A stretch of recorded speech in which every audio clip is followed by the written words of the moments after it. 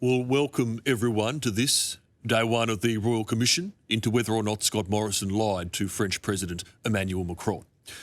We had subpoenaed the Prime Minister to appear here in person, but sadly he's unwell, having consumed a deep-fried Mars bar in Glasgow and is currently holed up in his ensuite, going the full Engadine Maccas.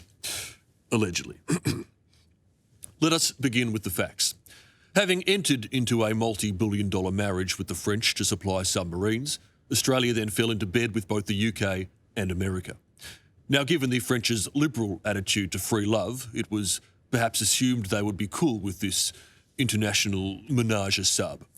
But alas, it was a case of quelle horreur when they discovered our infidelity. To be fair, the French probably should have realised that a Prime Minister with a history of stopping the boats would inevitably also stop the submarines. But the question facing this commission is whether he gave them fair warning. To that end, I have received the rest of the leaked text messages between Mr Morrison and Macron, which I tender now to the Commission. As we can see, Mr Morrison begins the conversation with, "Hey France, you up?" Macron replies with a croissant emoji. Mr Morrison continues, "Je suis need to talk real bad."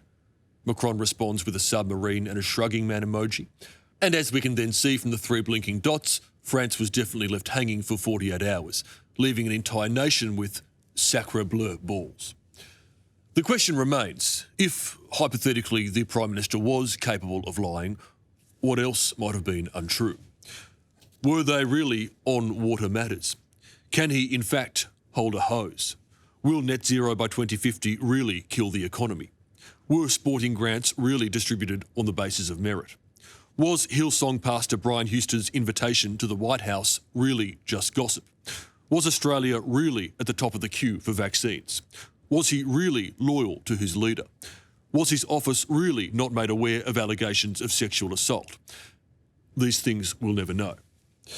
The problem, it seems, is that whilst Emmanuel Macron can speak fluent English, he can't speak fluent ScoMo. And as we all know, the two are very different beasts. Which is why this commission recommends the publication of a ScoMo to French translation book in an attempt to avoid future diplomatic stoushes.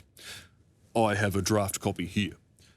It includes the following helpful phrases, such as how good becomes quel bon, go Sharkies becomes allez le grand poisson, and mate, this is a bit embarrassing, but we have to cancel our submarine contract. Do you have an hour or so to discuss the intricacies of this complicated situation and the effects it will have on our bilateral relationship for decades to come? Becomes, oh wait, it's not in there because he never said it. So whilst there are doubts and shadows in many aspects of the PM's career when it comes to his daggy dad dancing with the truth, there is only one thing we can be sure of. It is the finding of this commission that despite claims to the contrary, he totally shat himself in Engadine Maccas. On this point, I don't think, I know. Au revoir.